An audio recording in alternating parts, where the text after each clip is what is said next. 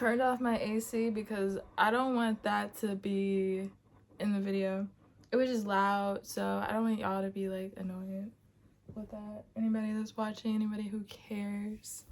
I'm gonna have some notes here because I always have notes in case I forget.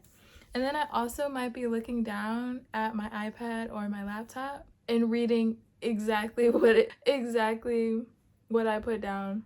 I wrote notes for myself, okay?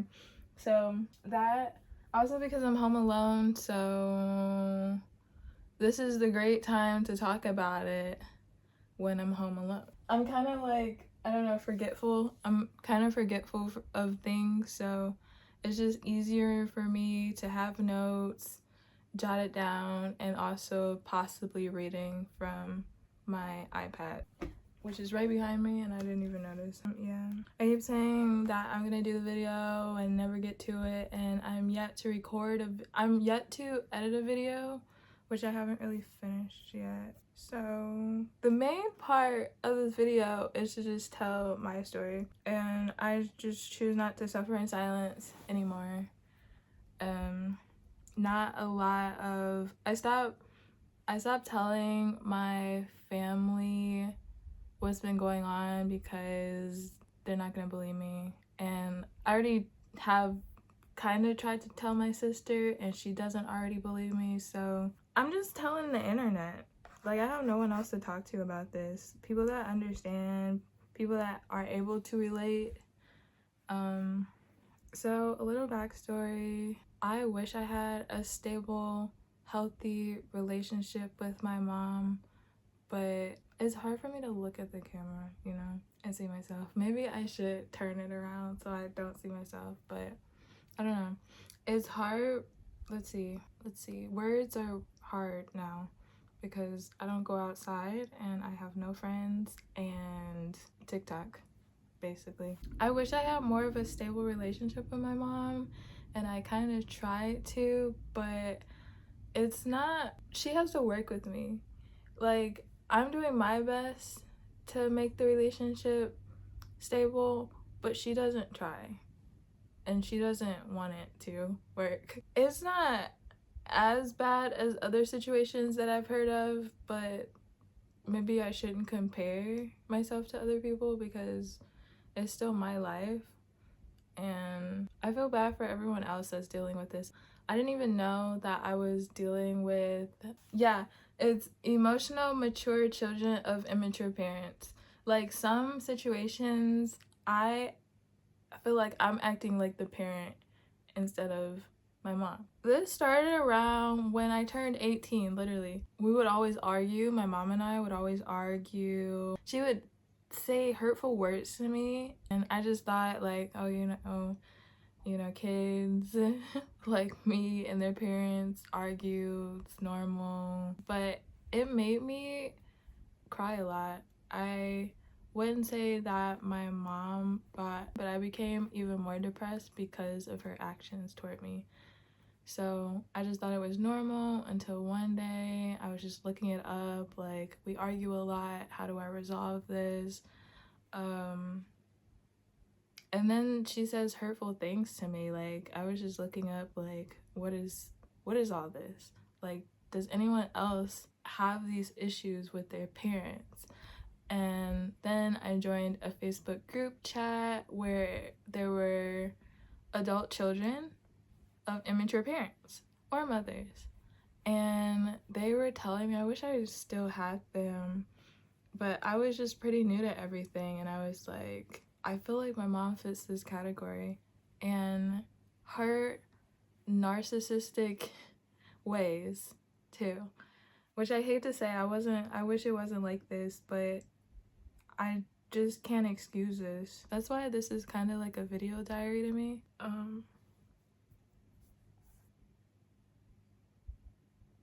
Sometimes she would like ruin my confidence, and for example, like ruining my confidence in a way, it's hard to like be confident or try to be confident in a household that breaks you down. So like, I'll be wearing something one day and she'll say like, that doesn't really look good on you, or those colors don't match. I mean, people don't care. I feel like people in society don't care. Like sometimes they do, they can judge you, but like just wear what you want. Nobody's gonna like come up to you and be like, I don't like what you're wearing, take it off. Except my mom. So like some things when I was younger, you know, she didn't like something I wore, so I took it off because she wasn't gonna leave the house if I didn't take it off. So it would be like something like that. So when I grew older and I wanted to wear what I wanted to wear and not have my mommy dress me up and stuff, she would be like, that doesn't look good on you. Like, take it off. And I would be like, well, we're not really dressing to show off or whatever. Why do I need to? Like, I like what I'm wearing. I like what I'm wearing. So that would be one thing too. I would have to like take off things because she didn't like that the colors matched, or she didn't approve of what I was wearing. Oh yeah, so I'm taller.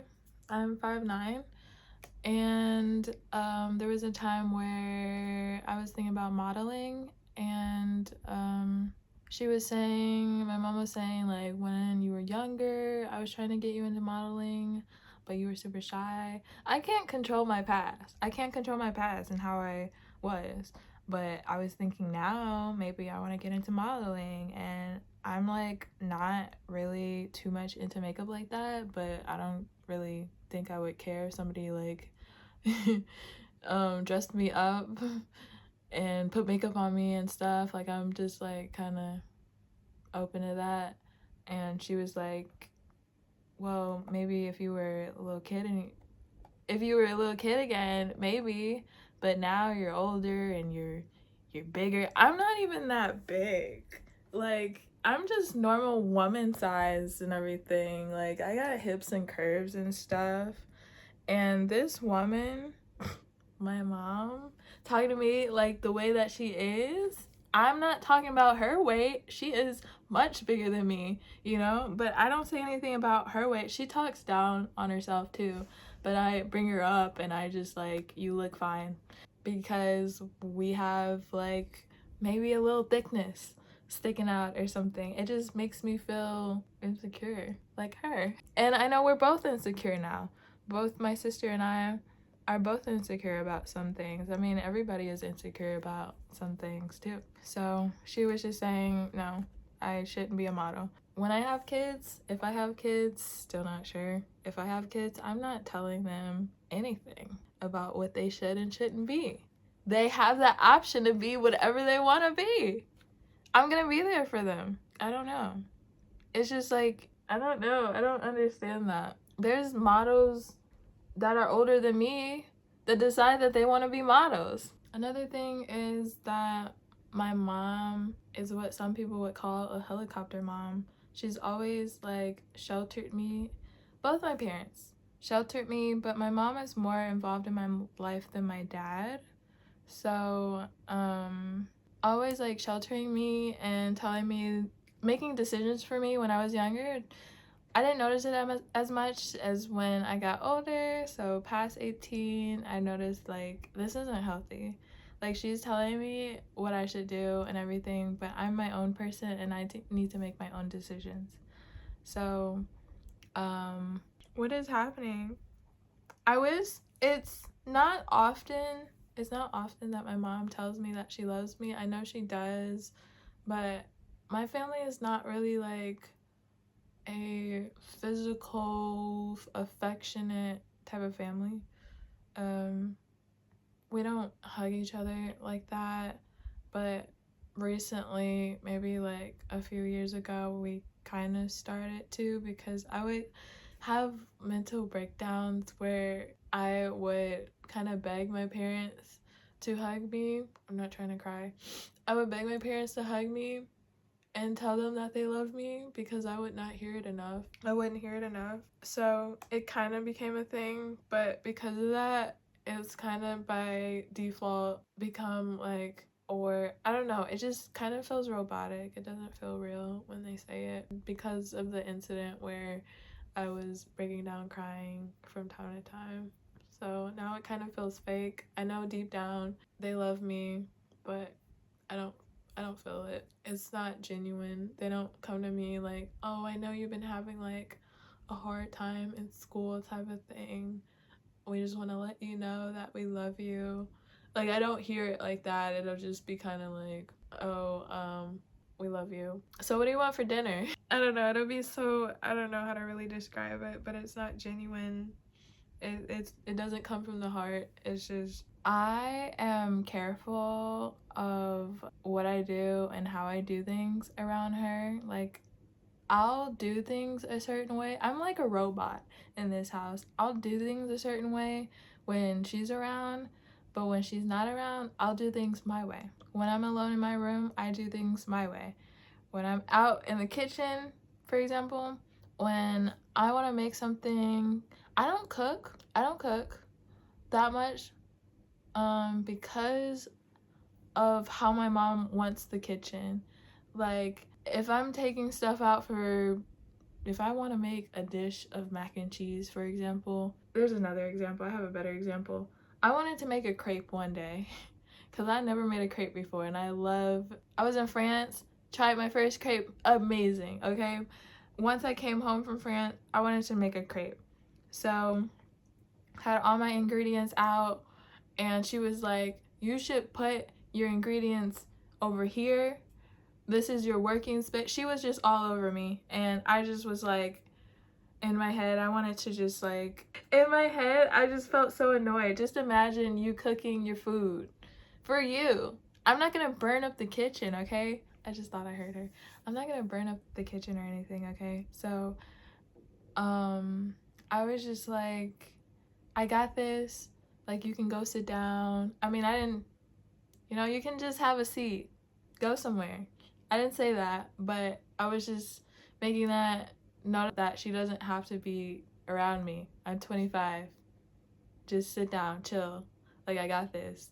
And I'm not gonna be the perfect person trying to make food or whatever. It's all just like trial and error, cooking, baking, trying your own thing, putting your own seasonings, type of thing. She didn't like the way I poured something. She was like, "Oh, you're getting this all over the counter. Are you gonna clean that up?" Duh. I'm gonna clean it up. Yes, I'm gonna clean it up. You didn't let me clean it up first.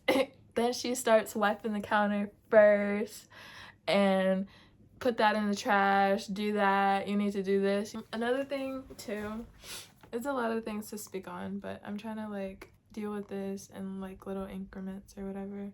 So, like for example, if I wanted to, I don't know, sometimes there have been times where I was just like, can you get off of me? Like, let me do stuff the way that I want to do it.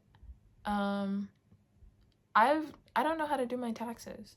I went to my mom and I was like, "Can you show me how to can you show me how I'm able to do my taxes?" And she was like, "Yeah, sure." And it never occurred ever. I don't know how to do my taxes. She will say that she'll do it for me and it'll never get done, or not get done, but like she'll never show me. Or also, "Oh, if you want to do it yourself, go do it yourself, but I won't show you." I don't know how to do my taxes, and she'll tell me, "Yeah, I'll show you how to do your taxes." And then when I keep asking, like, "You said you were going to," or whatever, she'll say, "Yeah, you go do your taxes. You don't need me. You go do them." And I'll be like, "But you said you were gonna show me how to do my taxes. I don't know how to do them." I don't know, just little things like that. I mean, yeah, I could just go online and look it up, but I kind of like want someone to show me how to do some things. I didn't know much about credit cards and debit cards. In my last relationship, my ex, I mean, even though things didn't end up on the best terms and we're not together or whatever, he showed me a lot of life that I didn't know about. So besides credit cards, debit cards, stuff like that, it was like other things too. I can't really think too much about car stuff. he would show me about. So one day I was just like, can you, I want to get my own debit card because my parents would see everything that I would buy, and I was older and I was like literally at 20 or something, and I was still not really allowed my own debit card. So I went out to get a debit card with my ex. We went to the bank. He was sitting next to me. He was like re-explaining some things that I didn't really understand. And then my mom found out we got something in the mail where I had opened a bank account. I know it's illegal for my parents, my mom, to open my mail, but she does it and she doesn't care. And if I say something about it, then whatever. Hey, I don't know. Okay, I'm not trying to get all in that mess, okay? So it's just been like that. So she saw that I had opened like my own savings and checkings or whatever, just because I want to be independent. I just want to be independent. And she was mad about that, and then my dad was mad about that too. But am I not allowed to grow up? It just seemed like that. Like, and then my ex was telling me like, why are they being like that? And I was like, you know, I thought they would be like, I don't know. I didn't really expect too much about this situation. I didn't think it was a big deal like that, but it was a big deal for like a month, and my mom went and talked to me. That's another thing I want to talk about too. There's so many things. I'm probably not going to reach everything. You know, I'm still probably going to forget some things, but I've definitely been through some childhood trauma because of all this unnecessary shit. Okay, another thing. Another thing though, that I just like can't not talk about.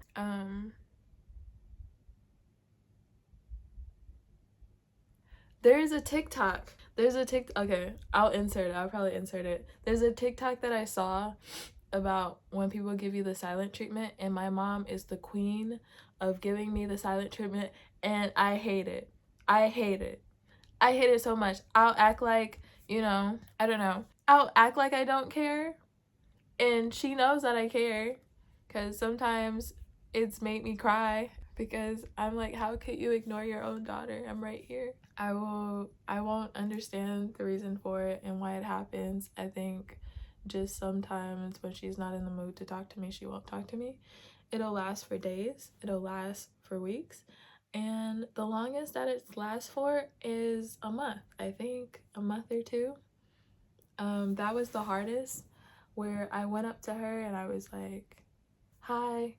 I'll be up in her face like, hi, like, I'm right here. Why won't you say anything to me? And she'll still be like on her phone ignoring me, getting up, walking away from me. I hate it. I hate it so much. I tried talking about it to her, confronting her about it. She doesn't say anything. I get no answers on why she does it.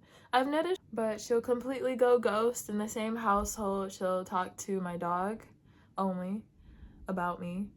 She'll be like, oh, the dishes are still here. Like, why didn't so-and-so do it? Out loud, in third person, in front of my face. She'll talk to my dad more. So I mean, there are signs where I'll notice like, okay, she's like, she doesn't want to associate with me anymore. Yeah, there was one time where I didn't know what I did.